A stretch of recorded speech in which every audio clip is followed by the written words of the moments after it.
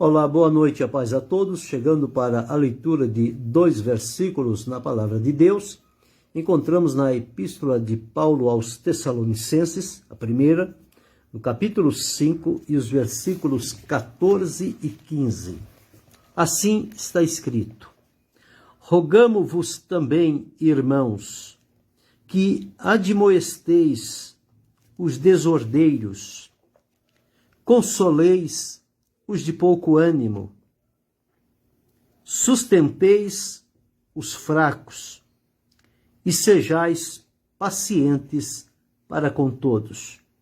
Vede que ninguém dê a outrem mal por mal, mas segui sempre o bem, tanto uns para com os outros, como para com todos. Aqui um pedido insistente, veemente, que Paulo estava fazendo aos irmãos daquela cidade, à época de Tessalônica, para manter a pureza, a unidade, a comunhão, a liberdade espiritual, a paz entre os irmãos, enfim, que o ambiente no qual eles viviam e serviam a Deus fosse um ambiente digno do nome do Senhor. Mas o apóstolo trouxe aqui um conselho muito importante que se divide em 4 pontos para que pudesse manter aquela harmonia, aquela união, aquela unidade do povo em servir a Deus. Mas nós entendemos e sabemos que, aonde há o ser humano, problemas são aqueles que não faltam. Sempre vai existir problemas.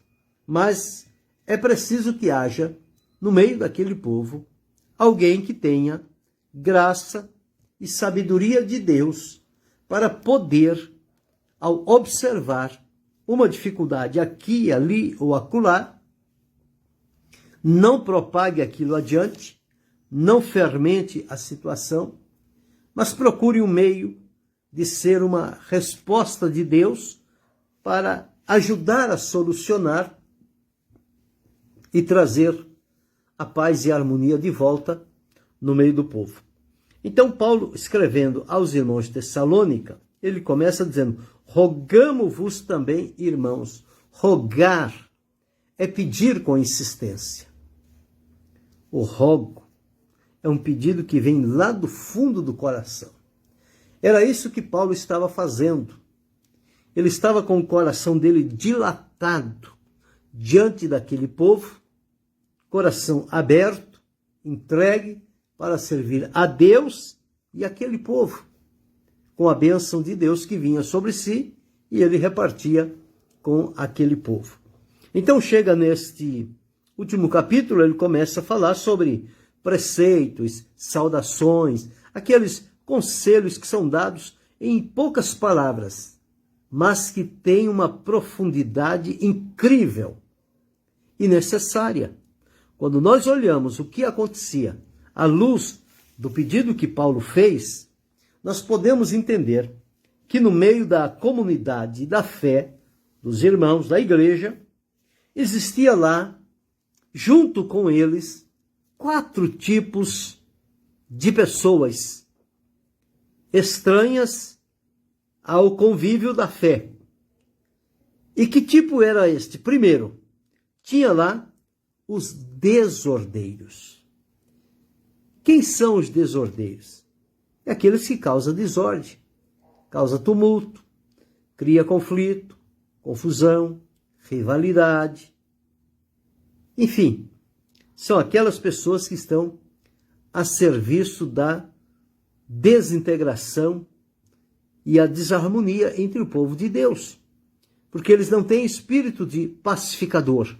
O negócio deles é causar a desordem, é tumultuar o ambiente. E eles conseguem, em alguns casos, fazer isto. Havia lá também os desanimados, quer dizer, aquelas pessoas de pouco ânimo, Tinha, mas não tinha aquele ânimo assim firme, seguro, para prevalecer, firme na presença do Senhor. O ânimo era muito pouco. E isso pode nos dizer que qualquer coisa seria suficiente para que aquele pouco de ânimo também fosse embora. E aquele povo, então, ficasse naquela situação triste, desanimado. Veja, desordeiros por um lado, desanimados de outro. E o terceiro grupo, ele fala sobre os fracos. As pessoas que não se fortalecem em Deus, porque o segredo está em Deus. E a palavra de Deus diz, fortalecei-vos no Senhor e na força do seu poder. Ora, se as pessoas não se atêm a se fortalecer em Deus, logicamente, a fraqueza vai tomar conta. E a fraqueza tira toda a força de vontade, todo o ânimo, toda a disposição da pessoa. A pessoa fica sem disposição nenhuma. O fraco, ele se entrega à fraqueza, à situação em que ele está vivendo. Ele acha que dali ele não vai muito longe, não. Ali está determinado o fim dele por meio daquela fraqueza. Mas não é assim. E o quarto tipo dos que tinham lá eram pessoas que precisavam ser trabalhadas com paciência. Significa que não era fácil. Quando se exige paciência, é porque alguma coisa persiste em continuar. E se nós deixarmos levar pelo momento, nós vamos dizer, como muitos dizem, vou perder a paciência. E o que acontece quando a pessoa perde a paciência? O que é que ele faz?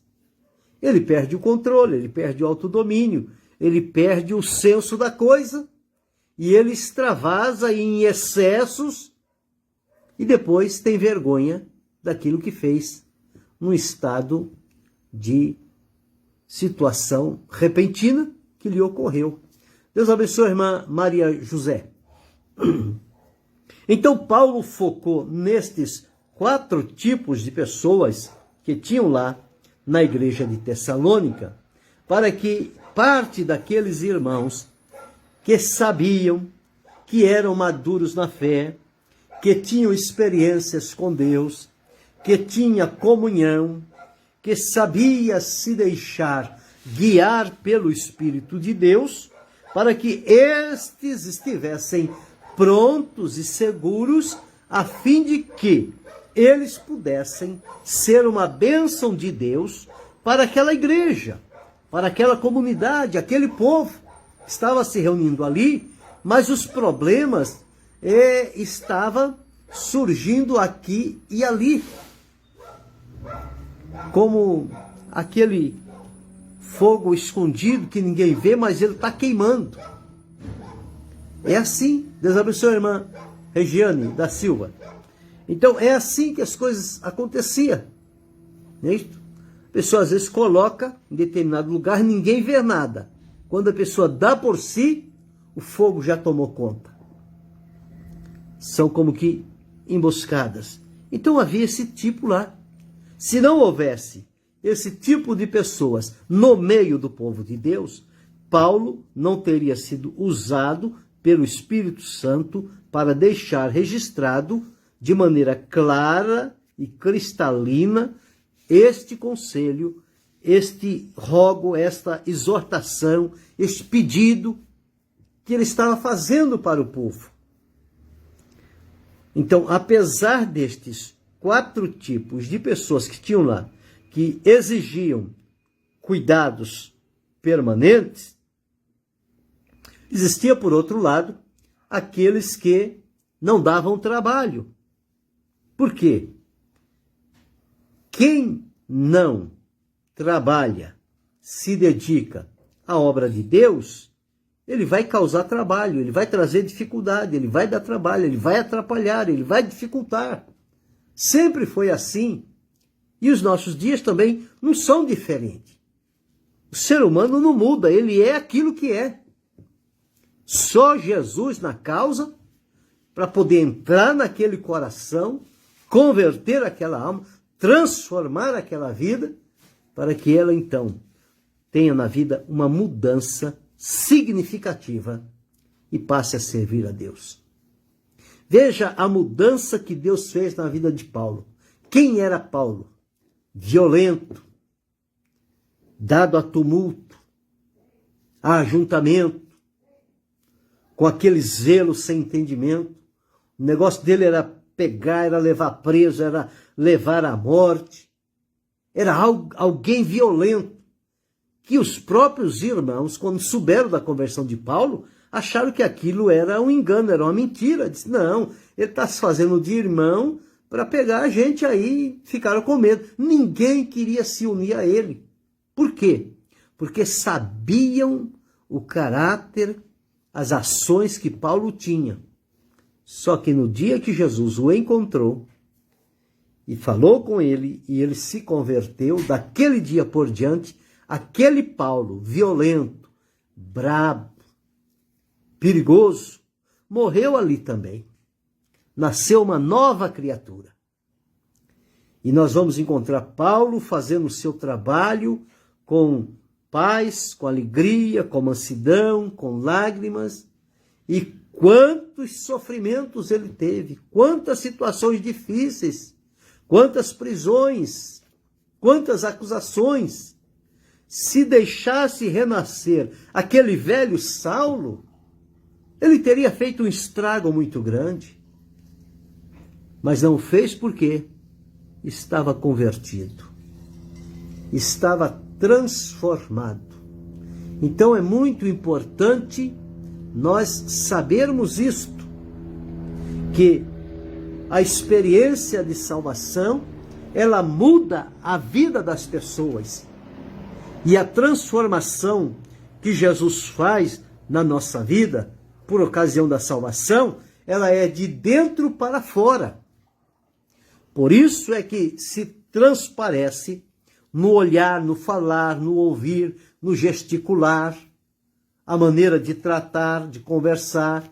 Tudo isto vai trazer marcas de que aquela conversão por Jesus, ela foi verdadeira. Então a pessoa será realmente transformada. Ocorre que no meio daqueles que vêm e se deixam trabalhar pelo Senhor, são realmente convertidos, se arrependeram, sentiram o perdão de Deus, são eternamente agradecidos por tudo que Jesus fez e continua fazendo na vida deles, eles glorificam a Deus e eles trabalham para a glória do nome do Senhor. Mas existem aqueles que vêm e eles têm a coisa somente como um assentimento intelectual. Eles só creem com a mente, mas não creem com o coração. E a verdadeira crença é com o coração. Porque o próprio apóstolo Paulo, ele disse o seguinte, escrevendo lá aos irmãos da cidade de Roma, no capítulo 10, e o versículo de número 10, 9 e 10 diz assim, a saber, se com a tua boca confessares ao Senhor Jesus e em teu coração creres que Deus o ressuscitou dos mortos, serás salvo, visto que com o coração se crê para a justiça e com a boca se faz confissão para a salvação. Então é preciso crer com o coração. Passou por este caminho, certamente aquela conversão será verdadeira e será útil para a obra de Deus. Mas há aqueles que vêm e não se deixam transformar pelo Senhor. Eles aprendem a ser cristão, eles aprendem a cantar, eles aprendem a orar, eles aprendem a pregar, mas é tudo uma coisa aprendida. Se perguntar se tem uma experiência viva e real com Cristo, eles não têm. Eles não sabem dizer nada. Por quê? Porque não passou pelo processo da regeneração e da transformação. Então, aquele caráter, aquelas atitudes que tinha lá no mundo, quando eles vêm para o meio do povo de Deus, eles trazem tudo aquilo junto. E enquanto a coisa vai indo, está tudo bem. Mas bastou tocar em um ponto que incomoda a eles, a coisa está feita. Aí é difícil de contornar uma situação que surge neste meio. Mas o que Paulo teve cuidado aqui foi com estes 4 tipos de pessoas, ditos irmãos, eram irmãos, estavam juntos lá, mas tinham essas deficiências e precisavam ser cuidados, precisavam ser acompanhados. Havia necessidade de ter alguém disponível nas mãos de Deus para, ao observar em alguma dessas situações, chegar junto e pedir graça a Deus e fazer um trabalho que pudesse glorificar o nome do Senhor. Não um trabalho para ser visto, não um trabalho para receber elogios e aplausos, não. É um trabalho para conduzir uma vida a uma experiência verdadeira com o Senhor Jesus. Era neste sentido. Então veja o conselho que Paulo deu. Diz: rogamo-vos também, irmãos, que admoesteis os desordeiros. Não veja o desordeiro causando desordem, fazendo e acontecendo. Não deixa passar isto batido. Peça a graça de Deus e uma oportunidade e procure aproximar-se dele. E como disse Paulo, admoesteis. Quer dizer, aconselhe. Mostre que aquele procedimento não cabe no meio do povo de Deus. Aquela conduta, ela é errada. Ela traz prejuízos para o desordeiro e para aqueles a quem ele está também atingindo. Então surge uma dificuldade no grupo. Então Paulo disse que admoesteis os desordeiros. Quando ele está no momento da desordem, daquela que alguém chama de crise, hoje tudo é crise. Qualquer coisinha que acontece, a pessoa faz e acontece. Não, eu tenho desvio de personalidade, eu surtei, eu tenho problema. Mas na hora que estava fazendo o mal feito, não estava surtando, estava consciente. Agora, depois que viu as consequências que vai ter que levar nas costas, aí não, eu tenho problema mental, eu surtei. Logo acho uma desculpa. O diabo é assim. Ele usa as pessoas e depois dá a elas uma desculpa para dizer que fez aquilo porque é doente. Fez aquilo porque é dominado pelo pecado. E está a serviço de Satanás. Esta é a verdadeira realidade. Mas aqui ele diz, havendo no meio do povo de Deus, é o seguinte: admoestei os desordeiros. No momento do fogo cruzado, se a pessoa procurar chegar neste momento, pode se machucar. Então o que faz? Deixa a caloria baixar e quando chegar o momento oportuno, procure com graça de Deus e amor no coração, chamar esse desordeiro, conversar com ele amigavelmente, mostrar os pontos que são negativos e admoestá-lo, para que ele se coloque nas mãos do Senhor e deixe Deus transformá-lo. Deus tem poder de mudar aquela vida.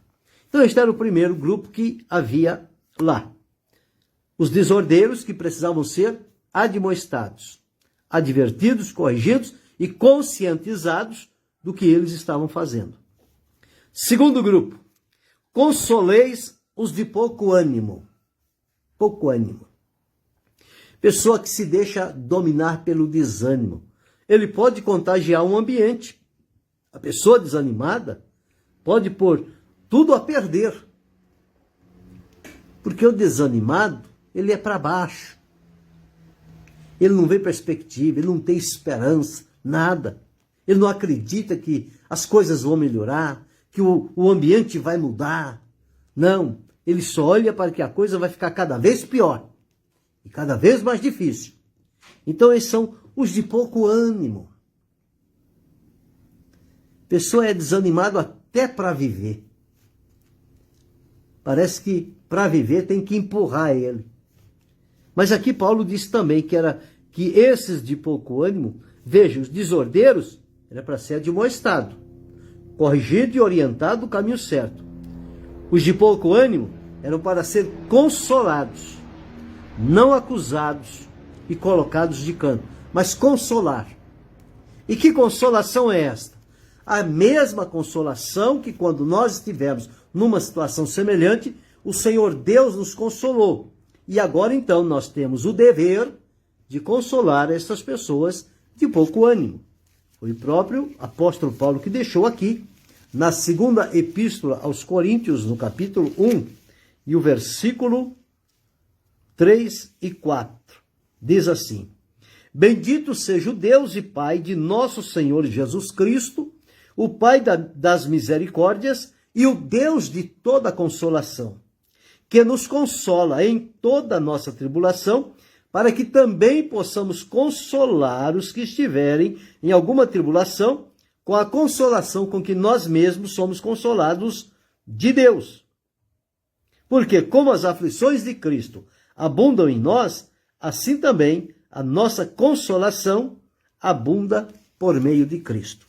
Então, os de pouco ânimo precisam ser consolados. E não tem coisa melhor para consolá-lo do que a palavra de Deus. A palavra de Deus dita de maneira correta, na direção do Espírito Santo, ela entra pelo ouvido, desce ao coração, vai lá no íntimo da pessoa, e a pessoa sente, recebe aquele mover da palavra de Deus, e ele começa a ficar animado, se refaz, se reanima e segue o caminho. O terceiro tipo que ele rogou àqueles irmãos eram os fracos. E os fracos precisam ser sustentados. O que é sustentar? É alimentar. Quando a pessoa está fraca, ele precisa do quê? Ele precisa de comer para ficar forte, para ficar nutrido. Então, os fracos espiritualmente, eles precisam ser sustentados, ou seja, alimentados com a palavra de Deus. O apóstolo Pedro, escrevendo aqui na primeira epístola, no capítulo 2 e o versículo 2, ele diz assim, desejai afetuosamente, como menino novamente nascidos, o leite racional, não falsificado, para que por ele vades crescendo. E quando Paulo escreveu aos Efésios, ele disse, fortalecei-vos no Senhor e na força do seu poder. A graça fortifica, a palavra fortifica, o poder do sangue de Jesus fortifica. Então aqui, aos fracos, eles precisariam ser sustentados, não admoestados e nem consolados, mas sustentados, para que a fraqueza desapareça e eles sintam-se fortalecidos no Senhor. E o quarto ponto, o quarto grupo de pessoas que tinham lá, eram aqueles que não tinham paciência. Tanto é que ele diz, sede e sejais pacientes com todos. Porque se faltar a paciência, nada vai funcionar. Não vai haver comunhão, não vai haver harmonia, não vai haver paz, não vai haver alegria, não vai haver gratidão. Se faltar paciência. Porque ela pode desencadear uma série de dificuldades e transtornar um lugar que estava desfrutando de paz. Mas de uma hora para outra pode virar um tormento. Então, Paulo estava rogando àqueles irmãos sobre estes 4 tipos. Os desordeiros, os de pouco ânimo, os fracos e os impacientes. Eles precisavam ser cuidados. E na igreja, o Senhor Deus sempre tem cada um para uma função estabelecida. Porque quem dá a capacitação é o Espírito Santo. E ele vai dar no local onde o povo reúne a capacitação para os problemas que ali surgirem. Portanto, lá em Tessalônica, tinham pessoas capacitadas pelo Senhor para cuidar dos desordeiros, para cuidar dos de pouco ânimo, para cuidar dos fracos e dos impacientes. Nos nossos dias, aonde quer que nos reunimos, qualquer que seja o problema que lá apareça, Deus tem alguém lá capacitado pelo Espírito Santo para colocar-se diante daquela situação e trazer uma resposta, uma solução de Deus. O que muitas das vezes falta é oportunidade, que em muitos lugares as pessoas são privadas da sua oportunidade. Eles não têm liberdade de exercer a capacitação que Deus lhes deu. Porque existe uma norma, uma regra, e ele não faz parte daquele grupo. Isto é tolir, é apagar, é amarrar o talento das pessoas e, portanto, os problemas se multiplicam, se avolumam e não têm solução. Quando, na verdade, todos deveriam estar dispostos e prontos para serem usados por Deus no momento desejado para a função que for preciso. Então, Paulo falando sobre estes irmãos de Tessalônica para esse cuidado. E no versículo 15 ele diz: vede que ninguém dê a outro mal por mal. Se vê o desordeiro, não vai prová-lo com desordem. Se ver o desanimado, não vai contar história que vai desanimá-lo mais ainda. Se vê o fraco, não vai empurrá-lo para baixo. Se ver o impaciente, não vai provocá-lo. Então, por isso que ele diz: vede que ninguém dê a outro o mal por mal, mas segui sempre o bem, tanto uns para com os outros, como para com todos. Então, a nossa finalidade não é acender o fogo, mas é apagar o fogo.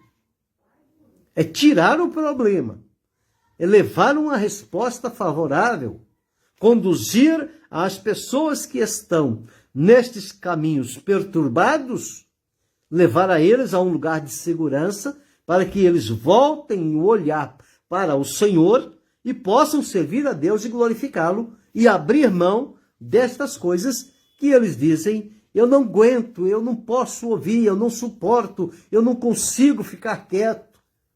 Mas então precisa aprender de Jesus. Jesus, quando ameaçado, quando ultrajava, não ameaçava, não ultrajava. Jesus, quando acusado, Jesus, quando provocado, Jesus não respondia nada. Jesus ficava calado. E ele venceu assim. Ora, se Jesus venceu assim, nós também podemos vencer assim. E isto é possível. Só não é possível se nós realmente não queremos nos entregar totalmente nas mãos do Senhor e servir a Ele a nossa moda, a nossa maneira. Aí não vai dar certo. Não vai dar certo. Porque nós vamos ser um causador de problemas. Nós vamos ser aliados da desordem, do desânimo, da fraqueza, da impaciência e outras coisas que vêm aliadas com estas. Mas não é para isso que Deus nos chamou. Não foi esta a finalidade de recebermos de Jesus a salvação. A finalidade foi para nos tornarmos um corpo em Cristo e vivermos a sua presença em nosso meio e demonstrarmos diante das pessoas a alegria, o contentamento, a paz que reina em nosso coração mediante a experiência de salvação que recebemos através do Senhor Jesus. Então, este deve ser o nosso proceder, o nosso caminhar. Mas nós vamos encontrar. Já encontrei vários pelos anos que tenho trabalhado. Você também, talvez, já encontrou vários. Quem sabe até hoje mesmo você já encontrou com alguém nesta condição. Não vou dizer as pessoas que estão fora de Cristo, estão vivendo no mundo de pecado. Lá estas coisas são naturais. Mas estou dizendo aqui, no meio do povo de Deus. Os desordeiros, os desanimados, os fracos, os impacientes. Isso não condiz com quem serve a Deus. Está totalmente na contramão da direção de Deus. Então é preciso que tenha pessoas lá, capacitadas pelo Espírito Santo, que vão ser usados por Deus para reverter esta situação, para trazer o desordeiro a que ele seja um ordeiro, alguém que passe a amar e gostar das coisas feitas com ordem e com decência e não causar tumulto, vai consolar o desanimado e ele vai ser uma pessoa animada, encorajada e com esperança, com expectativa. Vai também sustentar o fraco, vai mostrar na palavra de Deus as vitaminas espirituais que ele precisa para se fortalecer em Deus e vai também ter paciência com aqueles que são impacientes para que eles aprendam como é ser paciente. E isto tudo feito não por mal, mas para o bem.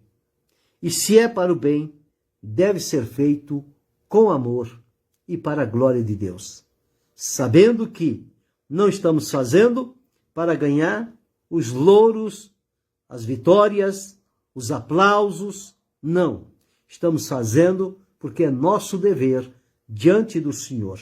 Ele espera isso de mim, ele espera isso de você, ele espera isso de cada um de nós. Portanto, posicionemo-nos e estejamos atentos. A qualquer momento, o Senhor poderá nos convocar para uma determinada situação semelhante a estas que aqui foram relatadas. A tratar com o desordeiro, com o desanimado, com o fraco ou com o impaciente. E fazendo isso, sendo um instrumento de Deus, a bênção de Deus virá sobre aquele ambiente, será transformado, o poder de Deus vai trabalhar naquelas vidas e o nome do Senhor será para sempre glorificado. Que eu, você, que cada um de nós possamos tomar para nós este conselho quádruplo de Paulo: admoestar os desordeiros, consolar os de pouco ânimo, sustentar os fracos e ser paciente com aqueles que já não têm mais a paciência. Sendo assim, o Senhor Deus conta com cada um de nós. Você está disposto? Você está pronto? Você está pronta? Coloque-se à disposição do Senhor. Ele fará da sua vida um canal de bênção para alcançar a outras pessoas e a comunidade da fé experimentará uma comunhão, um fervor, um crescimento, uma alegria, uma paz nunca antes experimentada. Mas seja um canal de Deus aonde você está. Querendo Deus, amanhã retornaremos.